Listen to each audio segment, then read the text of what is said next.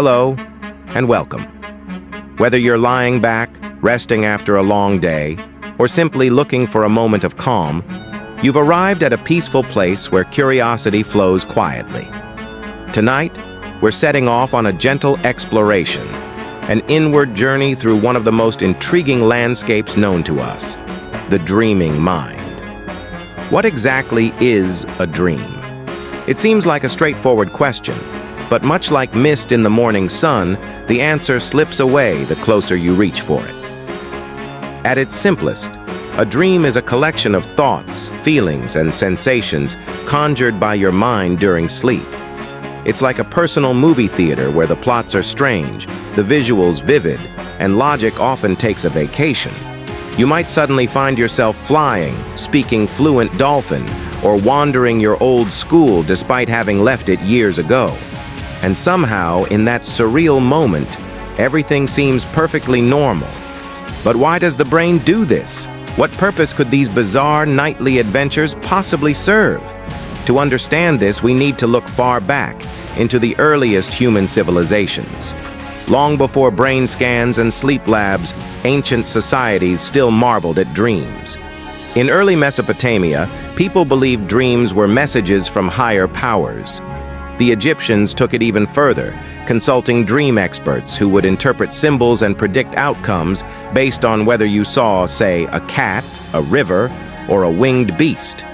In ancient Greece, thinkers like Aristotle began shifting the idea. He proposed that perhaps dreams weren't whispers from the gods, but reflections from within, the body and mind playing out their own dramas. Centuries later, dreams still fascinated thinkers, none more famously than Sigmund Freud. Freud believed dreams were the royal path to the unconscious mind, a secret vault filled with repressed desires, fears, and urges. He thought dreams were symbolic puzzles, disguising hidden thoughts we couldn't express while awake. His former student Carl Jung took a slightly different route, suggesting that dreams tap into something more universal, a shared collection of symbols and meanings that all humans instinctively recognize. But modern science has taken a different path. Instead of seeing dreams as mysterious riddles, researchers now observe the brain itself to understand what's going on, and what they've found is nothing short of astonishing. Dreams are most strongly associated with a phase of sleep known as REM, or rapid eye movement sleep. During this stage, your brain becomes surprisingly active, almost as if it's awake. Your eyes move beneath your closed lids, your heart rate picks up slightly, and your body becomes temporarily paralyzed, keeping you from acting out whatever adventure your mind has scripted. Dreaming can also happen in other stages of sleep, but these dreams are usually simpler, less vivid, and not quite as memorable. REM is where the real magic happens, where stories unfold with all the drama, humor, and confusion of a surreal indie film. Still, even with all this information, the real question remains: why do we dream? Scientists aren't entirely sure. Some suggest dreams are a form of mental housekeeping, where your brain sorts, organizes, and deletes information like an overnight cleaning crew. Others believe dreams are symbolic, meaningful, and emotionally driven. And then there's the continuity theory, the idea that dreams reflect your waking life. What you experience during the day, especially emotionally charged events, often finds its way into your dreams. That argument with your boss, the intense movie you watched, the spicy food you regret eating, it all might reappear while you're asleep, twisted into a new form. Some dreams are also deeply creative. Artists, writers, and inventors throughout history have found inspiration in their sleep. Paul McCartney claimed he dreamt the melody to Yesterday. Mary Shelley dreamt the idea that became Frankenstein. Even Dmitri Mendeleev said the structure of the periodic table came to him in a dream. So clearly, dreams can do more than confuse us. They can inspire. While you rest, your brain is anything but idle. It cycles through a precise and elegant routine every night, a choreography of electrical rhythms, waves, and biological changes. We often imagine sleep as a passive state, like switching off a machine. But in truth, it's more like a complex theater production happening behind the curtain. This nightly performance is known as sleep architecture, the structure of how we sleep. There are two main types, REM, rapid eye movement, and non-REM sleep. Non-REM is further divided into 3 stages, labeled simply as N1, N2, and N3. Think of these stages like a staircase that your brain climbs and descends several times a night. Stage N1 is the lightest stage, the moment just after you close your eyes and begin to fade from wakefulness. You may still be somewhat aware of your surroundings. This is when you might feel a sudden jerk or twitch, as if falling. It's nothing to worry about. It's just your nervous system adjusting to the descent into sleep. Brain waves begin to slow here, transitioning from alpha to theta patterns. You're in the in-between space, not fully awake, but not deeply asleep either. If someone spoke to you, you might even respond and later claim you were never really asleep. Stage N2 brings slightly deeper rest. Your body temperature drops a bit, your breathing becomes more regular, and you become less responsive to the outside world. Brain activity now includes short bursts called sleep spindles and K-complexes, signals that help shield your mind from sudden noises or disruptions. This is the stage where you'll spend the majority of your night. It's not flashy, but it's incredibly important for maintaining restful sleep. Stage N3, also known as deep sleep or slow-wave sleep, is where the brain begins its most intensive recovery work. During this phase, your brain produces slow, powerful delta waves, and your body goes into full repair mode. Tissues heal, immune functions are boosted, and growth hormones are released. This is the most restorative part of the sleep cycle. Dreams can happen in N3, but they're usually vague, more like fleeting sensations or scattered images. The dreams most people remember come next. Then comes REM, the star of the show. During REM, your brain activity spikes, nearly as active as when you're awake. Your muscles, however, are completely relaxed, thanks to a temporary paralysis that keeps you from physically acting out the intense scenarios your brain might be creating. This is the phase when you dream of flying over a jungle, solving mysteries with long-forgotten friends, or being back in childhood classrooms that no longer exist. Your eyes move quickly behind closed lids as though scanning the dream world. Each REM period gets longer as the night progresses. The first may last only a few minutes. The final one could stretch nearly an hour. You cycle through these stages, N1, N2, N3, REM, about 4 to 6 times per night. Each 90-minute loop is a blend of restoration and imagination. The earlier cycles contain more deep sleep, while the later ones focus more on dreaming. But what happens when this delicate pattern is disrupted? Sleep quality depends heavily on the balance of these stages. Stress, late-night screen use, noise, or irregular routines can throw it off.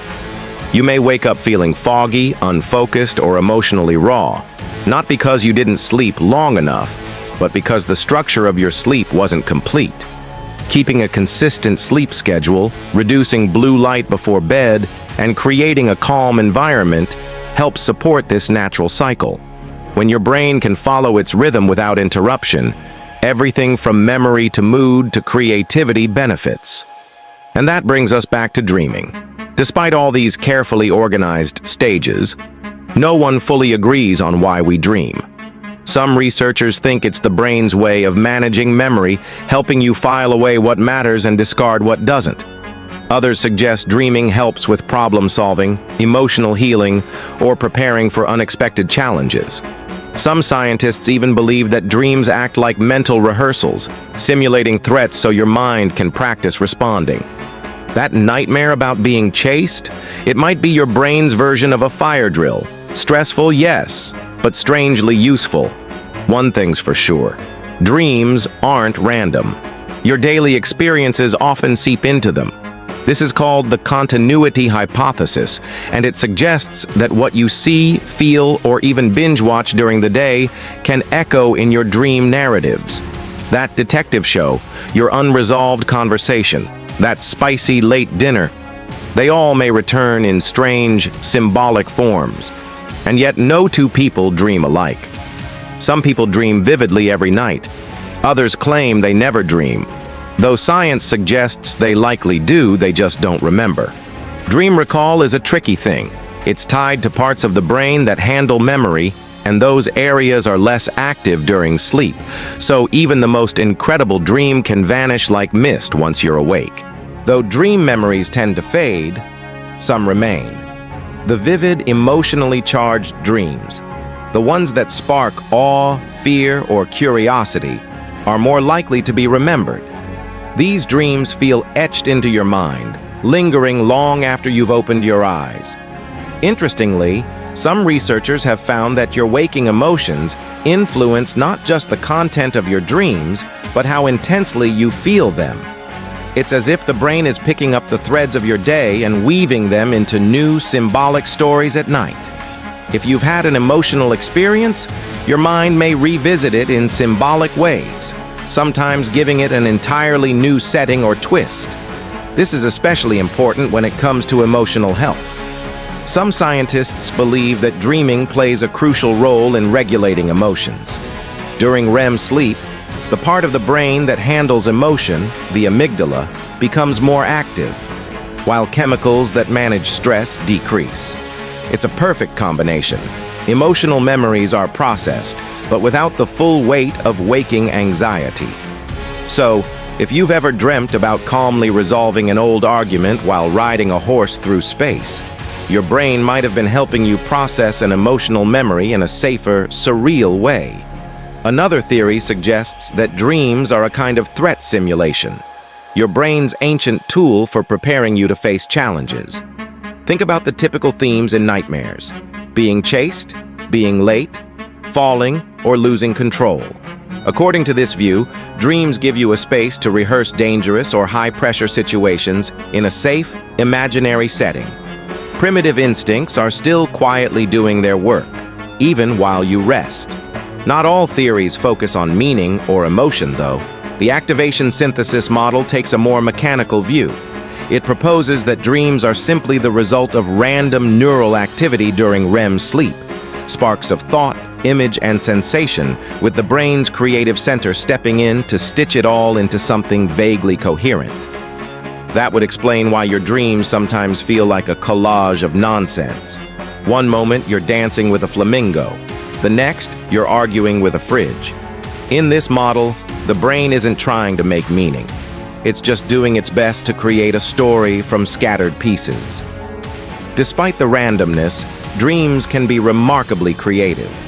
Some of the most brilliant ideas in history have emerged from the dream world. The melody of a famous song, the solution to a scientific puzzle, or a sudden realization in a personal dilemma, all surfacing in dreams. That's because when we dream, logic relaxes. The inner critic that questions everything is off duty. This gives the creative parts of the brain more freedom. No one's stopping your imagination from combining strange ideas, bending reality, or taking impossible leaps. And for some, the dream world becomes even more incredible when they become aware that they're dreaming. This rare state is called lucid dreaming.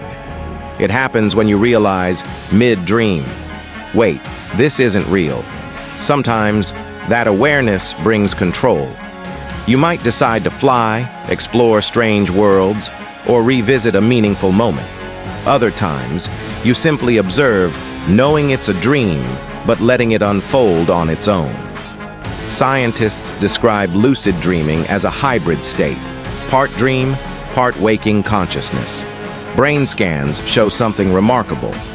While most of the brain remains in REM sleep mode, the prefrontal cortex, the area responsible for awareness and decision-making, briefly reactivates. It's as if a tiny light switches on in the dark, bringing self-awareness into the dream. Some people stumble into lucid dreams randomly. Others train for it, using techniques like reality checks, wake-induced lucid dreaming, or mental affirmations before bed.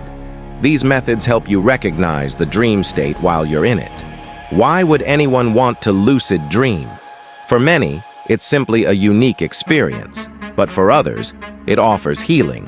People who suffer from chronic nightmares, and especially those dealing with trauma, can sometimes use lucid dreaming to confront and change the storyline. Imagine being able to face a frightening figure in a dream and calmly declare, "You can't hurt me. This is just a dream." For some, that moment of empowerment makes a real difference. Lucid dreaming has also become a tool for problem-solving and creative thinking. Artists, musicians, and even scientists have explored ideas within dreams. When the boundaries of logic dissolve, new paths open. Still, not everyone experiences lucid dreams, and that's okay. Some people may have one or two in their lifetime. Others may never realize they're dreaming at all. Like regular dreams, lucidity varies from person to person. And even for experienced lucid dreamers, control is not always guaranteed. Some dreams bend to their will. Others carry them along, awareness intact, but powerless to change. Dreams, we're getting closer to identifying broad categories, such as faces, objects, or emotions, based on brain activity. It raises exciting possibilities and ethical ones. Dreams have always been private. They're one of the last unfiltered spaces in the human mind. As technology advances, researchers and ethicists are working to define new boundaries, called neuro rights, to protect mental privacy. Still, this growing field could one day help people who can't communicate, like those with paralysis or severe neurological disorders. If we can read dreams, perhaps we can hear the inner voice of someone who can't speak. There's also ongoing research into targeted dream incubation, gently influencing dream content with carefully timed cues, like sounds or words. Imagine drifting off to sleep while soft music guides your dreams toward a calm landscape, or a language student absorbing vocabulary subconsciously overnight. While dream shaping is in its infancy, it's not science fiction anymore.